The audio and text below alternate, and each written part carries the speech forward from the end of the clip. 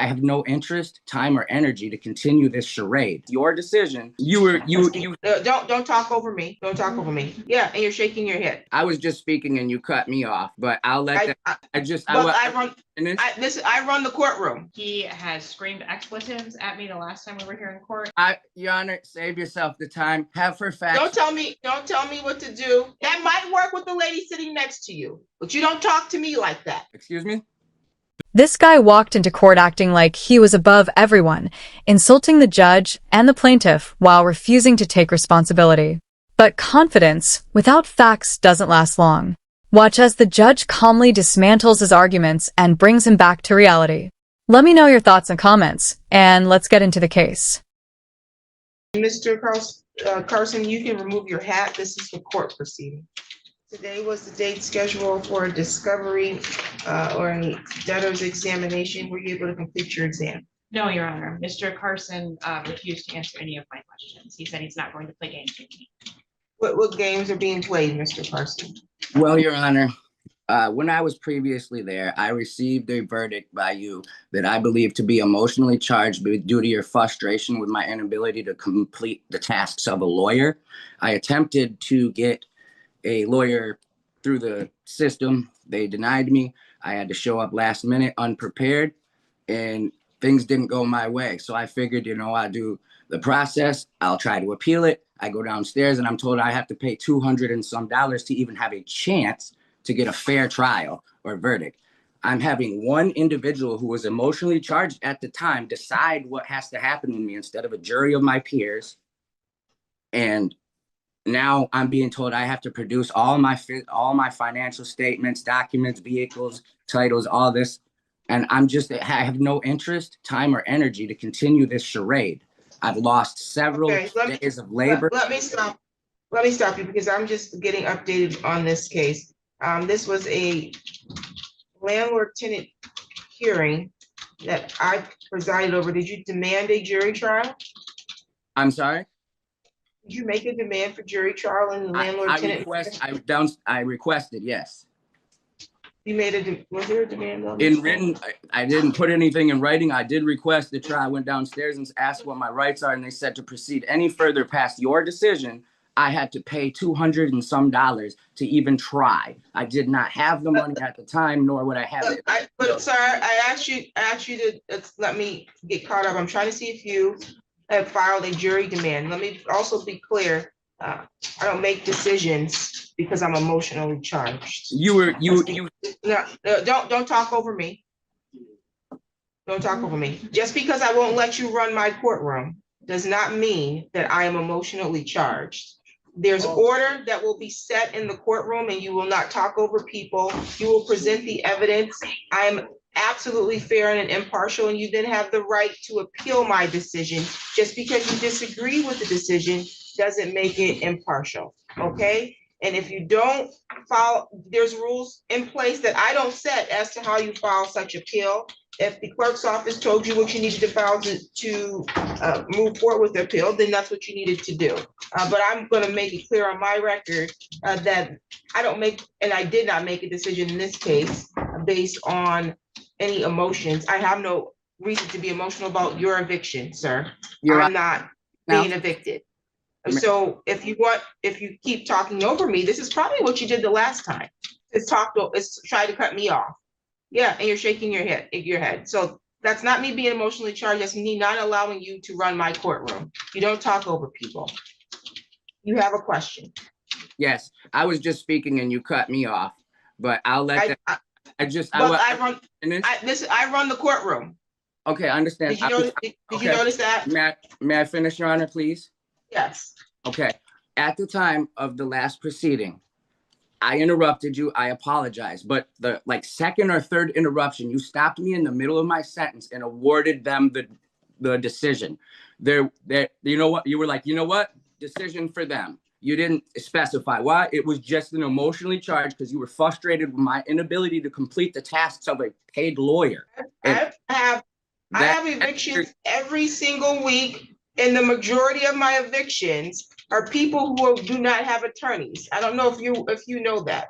Over 75% of our cases do not have attorneys representing them. I do not get frustrated with your inability to do the task of a lawyer. Where I will get frustrated and where I will not tolerate is if you think you're going to yell out or yell at the other party, yell at me, and you're going to act a fool in the courtroom, I will no longer allow you to be heard. Just because I cut you off and make a ruling does not mean that I ruled in their favor because I was frustrated with you. I was going to rule in their favor anyways because of the facts of the case. I was allowing you an opportunity to be heard. But when your opportunity to be heard becomes a hindrance to the procedure in the courtroom, then I have to terminate the hearing. And so if you want to proceed in any other manner, I don't know what your rights are now at this point as it relates to your right to appeal. You may have exhausted that time frame, but you're going to need to appear in person. I'm going to reset this since you refuse to comply with the court order to participate with the discovery proceeding. Because this is an official proceeding. This is not your option. You have to participate in the proceeding because you have a judgment against you and the plaintiff has the right to figure out how they can recover on that judgment. Can we speak? Do you understand that? Yes, you may. Well, we tried to tell her, like, the funds, we can pay them. Like, we have no problem with that. We tried to tell her the same thing. What is the past due amount? It's roughly somewhere in the ballpark of $10,000 with interest, Your Honor. And I asked him if they could make a payment in full, and he wanted to argue the merits of the judgment itself. I never heard an indication there would be a payment in full. If there's some sort of payment plan, I'm happy to discuss that once I get my questions answered, because they have made no efforts to make payment on this, never reached out. We've tried multiple different avenues for the information that we did have on where we thought they banked and where we thought they worked. So I would need answers to all of the debtor's exam questions, and then I'm happy to work out a payment plan. In the event of a default, then I can pursue other arrangements. Okay. Are you in a position to pay in full the past due amount? I'd prefer a payment plan. I'd like to see what the interest is and what the original charges are. I was never actually formally presented with any numbers, despite what she had just told you. Until we were physically served for this court date, I had heard nothing other than a couple of emails where they were denied requests to garnish.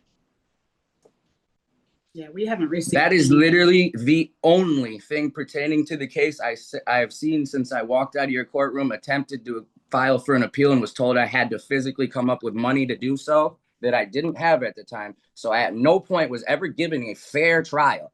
I was given an opportunity to pay for one potentially, but I've received, like, the judgment is for, you gave them and rewarded them things they shouldn't have had. We weren't there.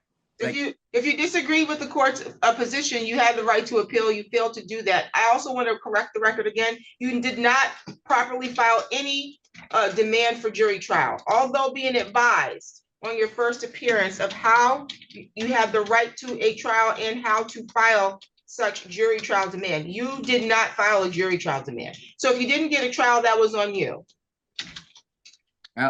Then I guess I misunderstood, and that goes back to me not being a lawyer and wishing that I had. That does not go back to you being a lawyer. We made a video. We make a virtual presentation. It's a video that I play, and every courtroom in this court plays that video at the first appearance. Most of you all don't pay attention to the video. It tells you very clearly in very plain language, you have the right to a jury trial. And you can make such demand for a jury trial, and it tells you how to do that. You don't need to be an attorney to do that. Sorry, go ahead. I'm done. Can she produce an actual number, or are we going off of what she thinks? So I'm asking for what's in the judgment plus whatever interest is, and I haven't calculated it. You wouldn't have calculated? You can do one of two things, sir, because I'm not gonna, the games that are being played, I do not believe are on the part of the plaintiff at this point. You can participate in good faith right now in the debtor's examination, provide the answers to the questions which are under subpoena. You've been ordered to court for this purpose. Or I can reset this and order you to appear in person. If you fail to do that and to comply, then we have to proceed to a next step, which is a bench warrant. And I don't think you want a bench warrant over a civil matter.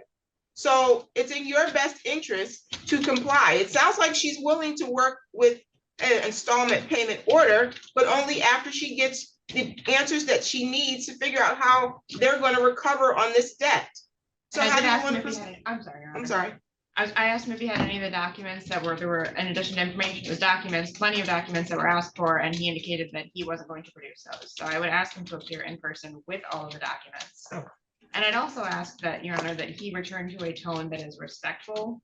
He has screamed expletives at me the last time we were here in court, and he's called me things today. And it's uncalled for and unnecessary. I am absolutely clear that the emotional charging was not from the courtroom. I'm not going to allow you to berate anyone in this courtroom, nor will you disrespect me or the process. You can appear in person. I'm going to reset this date, and you need to bring the documents that were ordered under the subpoena. If you fail to comply, the court will issue a bench warrant. Your Honor, save yourself the time. Have her fax. Don't tell me what to do. I'm And not. don't tell me what to say. Or You instruct yourself. I'll pay her You in instruct full. yourself. You instruct yourself, or you'll be in contempt of court. Okay? Excuse me? You control your own mouth. Don't tell me what to say.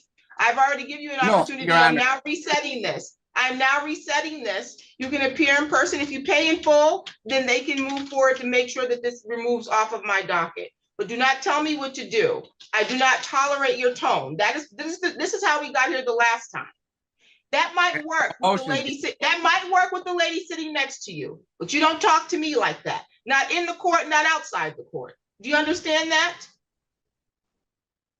I'll pay the balance. Thank you. My phone number's on all of the court paperwork. You can give me a call and I'll give you a number. Give me a new date. September 4th at 1:30. September 4th at 1:30, you said? Yes. In person at the court. If you pays in full, you can provide evidence of that and have this removed from my docket. Any additional matters for the record? No, Your Honor, thank you very much. Save the You're all tax set. and money. Mute him and remove him from my courtroom. This guy got off a lot easier than most people expected. Instead of taking responsibility, he kept making things worse with his attitude until the very end. The truth is, this whole situation could have been avoided with a little respect and common sense. Instead, he turned a simple case into a complete courtroom meltdown. What do you think? Should judges come down harder on behavior like this, or let people expose themselves with their own actions? Let me know in the comments.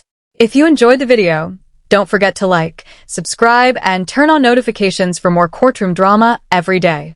Thanks for watching, and I'll see you in the next one.